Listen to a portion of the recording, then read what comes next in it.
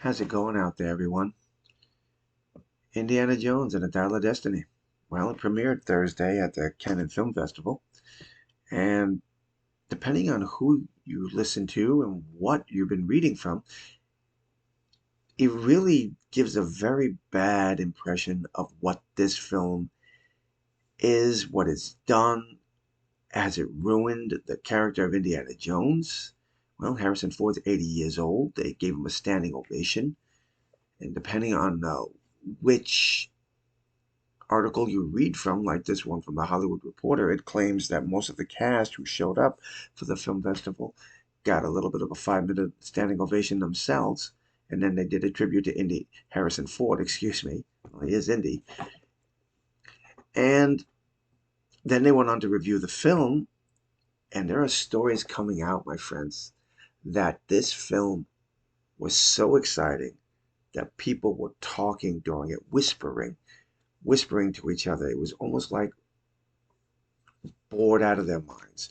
2 hours and 25 minutes, I believe. 2 hours and 25 minutes for this movie. And it really, from what I'm understanding about it, it really didn't do well. But I wanted to show you some of what the critics have said. And I'm sure that you've probably heard other channels and they've gone through what the critics have said too. But I just want to drive this point home for one very important reason here. This may be the final nail in the coffin for the investors at Disney and Lucasfilms. This may be the final event that tells them that somewhere along the line things have to change. They are bleeding money left and right. I reported yesterday that the Star Cruiser, Disney's Star Wars Star Cruiser, is closing. It took $2 billion to make that thing, a 100-room hotel, and within 6 months, no one was showing up for it. Who the hell could go to this thing? I mean, come on. Anywhere from $6,000 for 2 nights stay for two people? That's just ridiculous. Then we have Indiana Jones here in the Dial of Destiny, not doing well. And the story about that one is that it was a $150 million budget and it went over by another $150 million. Not to mention the fact that now Disney is dropping films off of Disney Plus, and one of them happens to be Willow, the show that no one wanted, no one asked for, and so many people hated.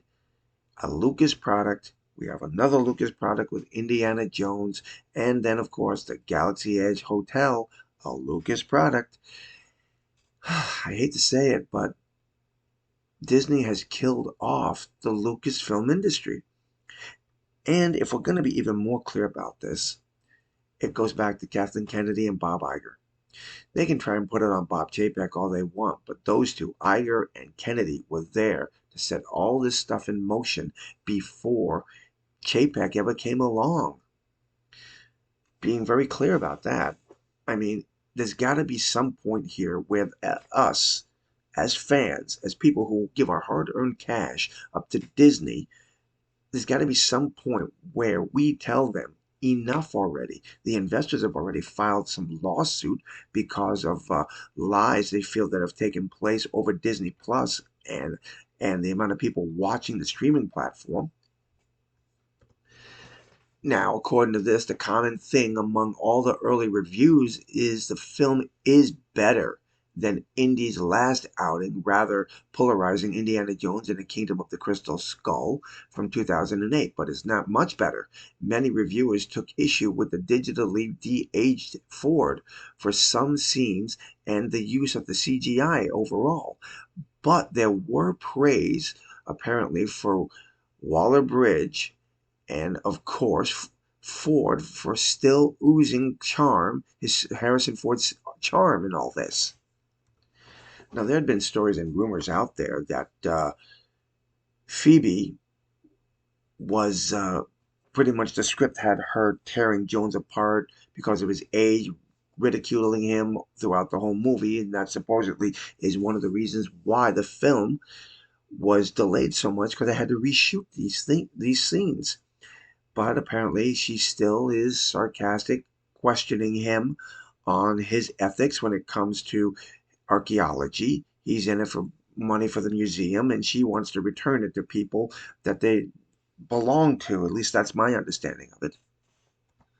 The Hollywood David, the Hollywood Reporter's David Rooney reported that it does have a sweet blast of pure nostalgia in the closing scenes, a welcome reappearance foreshadowed with a couple of visual clues early on, but that part of what it dims is the enjoyment, and of this concluding chapter is just how glaringly fake so much of it is. Ooh, look at that. The CGI, the ending of the film is what he's talking about here. That part of it is what dims the enjoyment of this concluding chapter, and it's just how glaringly fake so much of it looks. That's just bad right there.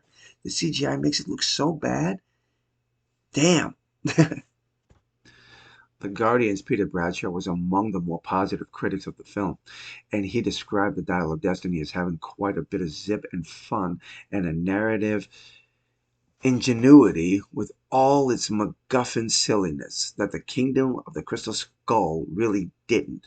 The review goes on to say the final is wildly silly and entertaining, and the Dial of Destiny is put into an obscure use, which makes light of the whole question of defying age and the gravitation of pull of time. Indiana Jones still has a certain old school class. This is probably one of the only critics that I have seen here that gives it a decent review. Most of the others are pretty much saying the same thing, that it's lacking something. It just doesn't feel right. Okay, Times of London critic Kevin Mayer, he was way brutal on this one. I mean, he begins his review with a pity. The good news is that it is not as poor as Indiana Jones and the Kingdom of the Crystal Skull. The bad news is that it's not much better.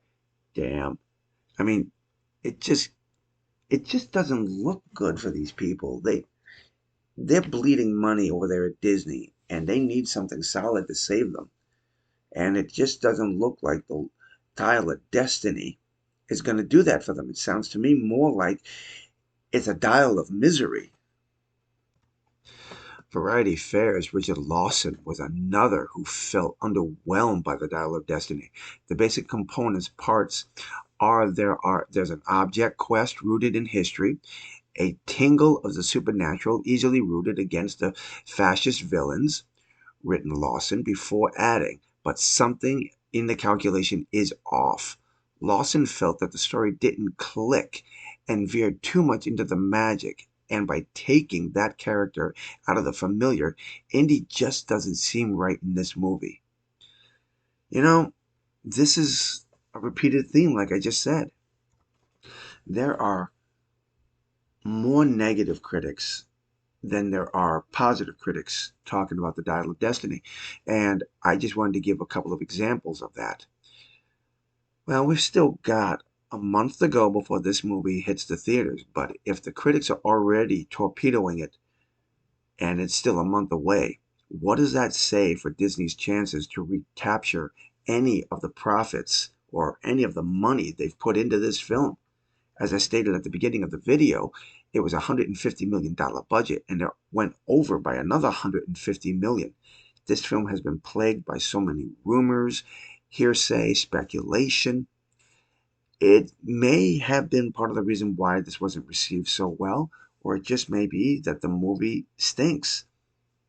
And if the movie really is bad, at what point do we really turn to Disney and say, we're walking away from you until you get it right, until you put your entertainment back on top and stop tearing your properties, your IPs apart?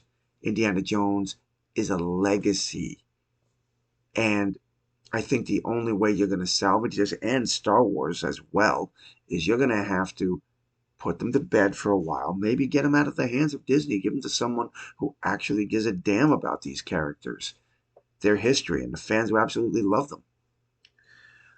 Well, I would like to hear your thoughts and comments on this, my friends. Tell me what you think. Is the Dial of Destiny dialing and no one's picking up the phone? Or are you going to be picking up the receiver and going to the movie to watch it? Let me know what you think, my friends. And until the next time, God bless.